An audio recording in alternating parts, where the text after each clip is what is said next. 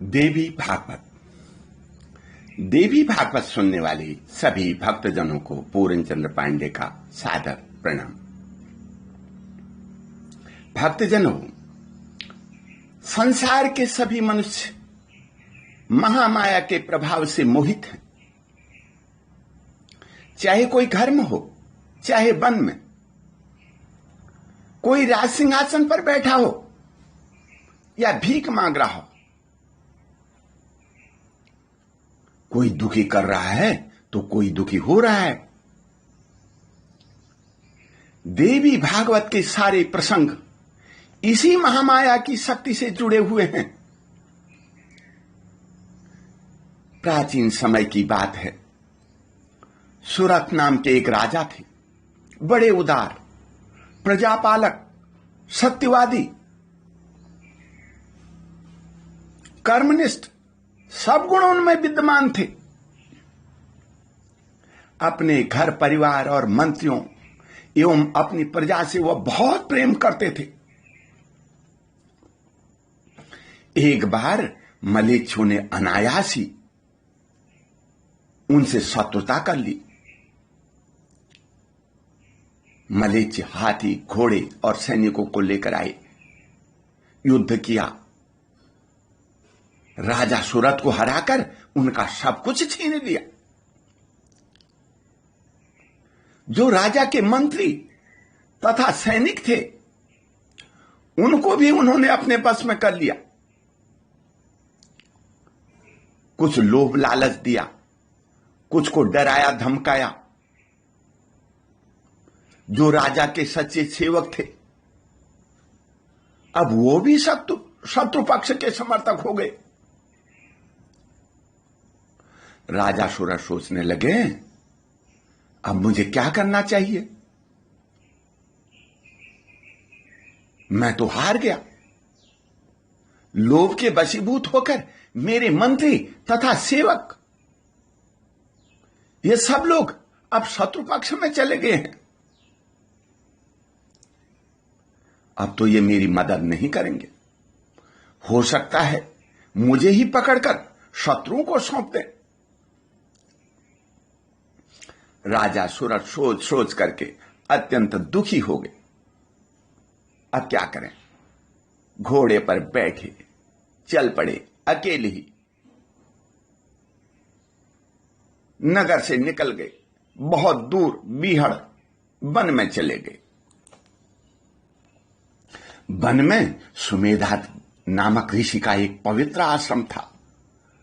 बहुत से वृक्ष उस आश्रम की शोभा बढ़ा रहे थे।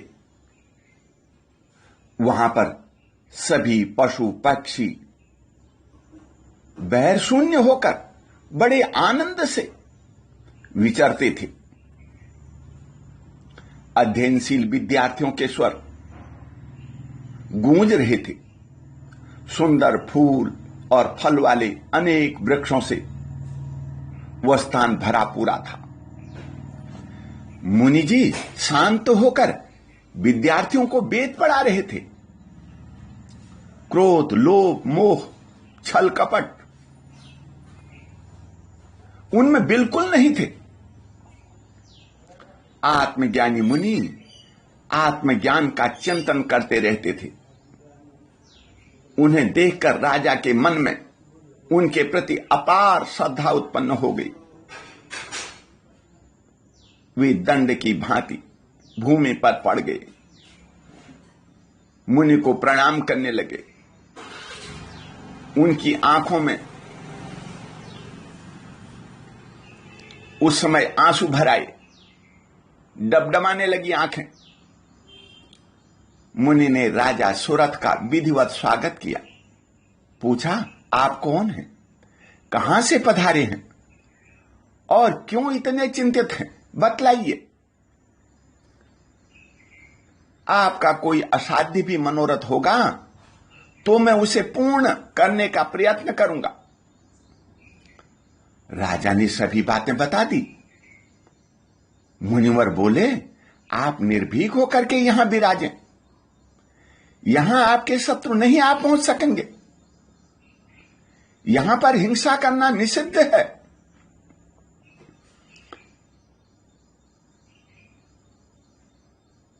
को वनवासी जीवन व्यतीत करना चाहिए। सुमेधा मुनि की बात सुनकर राजा सुरथ के मन से भय दूर हो गया। वे फल फूल खाकर बड़ी पवित्रता के साथ उसी आश्रम में रहने लगे। एक समय की बात है, राजा आश्रम में एक वृक्ष के नीचे बैठे थे। उनका चित्त घर की ओर चला गया। वे सोच रहे थे, निरंतर नीच कर्म करने वाले शत्रुओं ने मेरा राज्य हड़प लिया है। वे निर्लज्ज बड़े दुराचारी हैं। उनके व्यवहार से प्रजा को महान कष्ट होने की संभावना है। मेरे हाथी, घोड़े तथा सिपाही शत्रु से सताए जाने के कारण अत्यंत कमजोर हो गए होंगे। मेहनत से कमाया गया मेरा धन जुआरियों और शराब खाने में चला गया होगा। खोटी बुद्धि वाले वे शत्रु मेरे कोष को नष्ट कर डालेंगे। महाराज सुरथ इस प्रकार चिंता कर ही रहे थे। इतने में कोई एक वैश्य वहां आ पहुंचा। उसके मन में भी महान क्लेश हो रहा था। उस वैश्य पर राजा की दृष्टि पड़ी।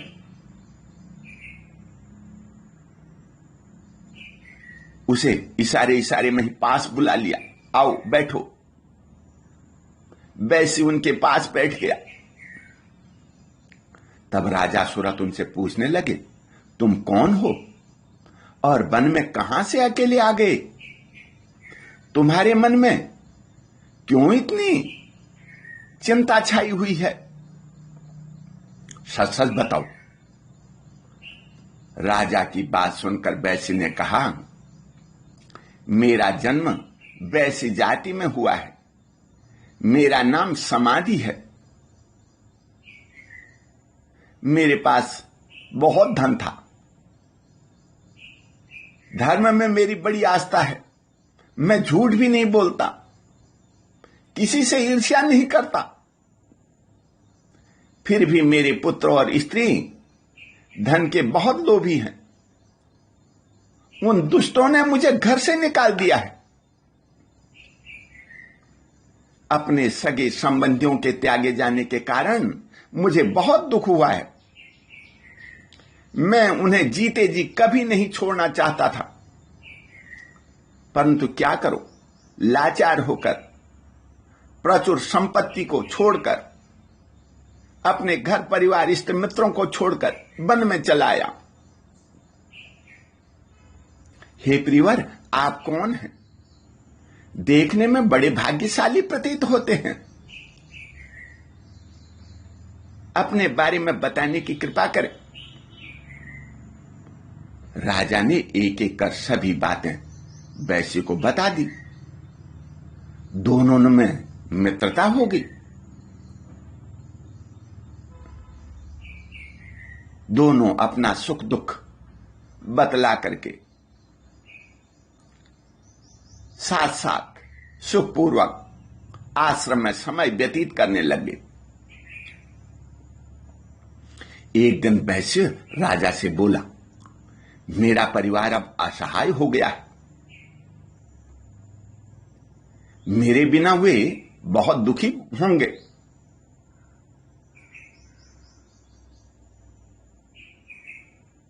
पता नहीं कैसे हैं, शारीरिक सुख है या नहीं है उन्हें। दुख और शोक से वे चिंतित हो जाएंगे। मेरी पत्नी पुत्र, आज तक उन्होंने कोई काम नहीं किया, मैं सब करके देता था, अब कष्ट पा रहे होंगे।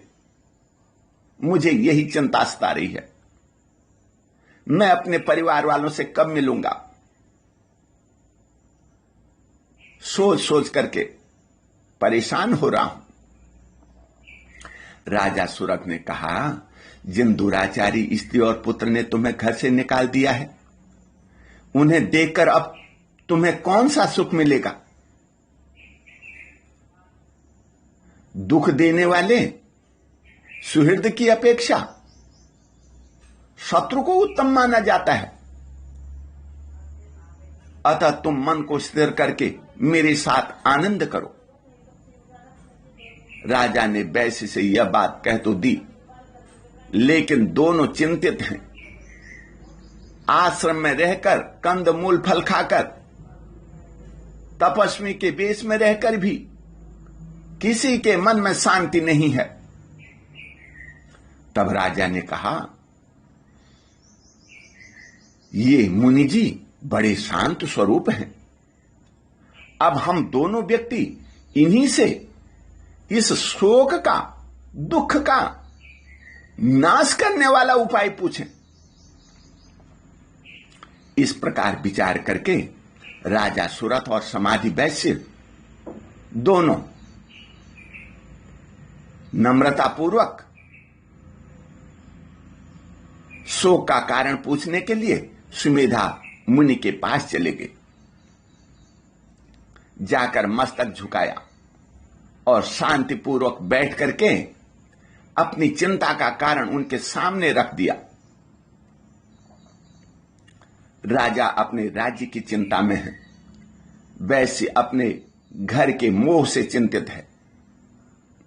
दोनों की बातें सुनकर सुमेधा मुनि ने उनके प्रति शोक और मोह का नाश करने वाले उत्तम ज्ञान का उपदेश देना आरंभ कर दिया।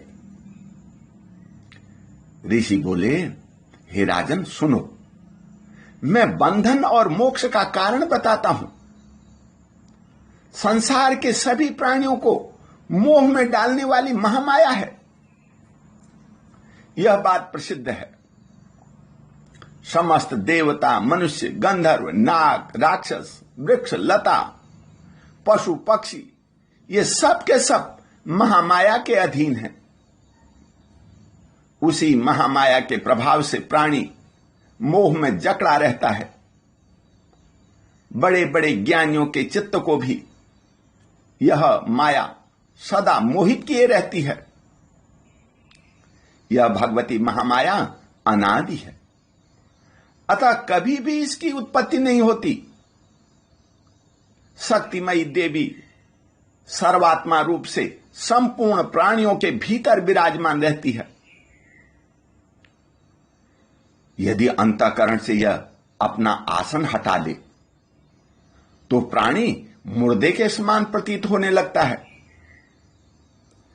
क्योंकि समस्त देहधारियों में जो चित्त शक्ति है वो इन्हीं का रूप है। इनके प्रकट और अंतर्ध्यान होने में देवताओं के कार्य निमित्त होते हैं। जिस समय देवता अथवा मनुष्य इनकी स्तुति करते हैं, तब संपूर्ण प्राणियों का दुख दूर करने के लिए ये भगवती जगदंबिका अनेक प्रकार के रूप धारण करके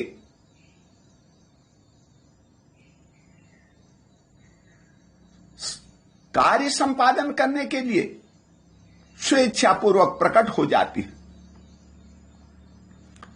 इन पर दैव का प्रभाव नहीं पड़ सकता, ये पूर्ण स्वतंत्र हैं। काल का साहस नहीं कि इनके पास आ सके।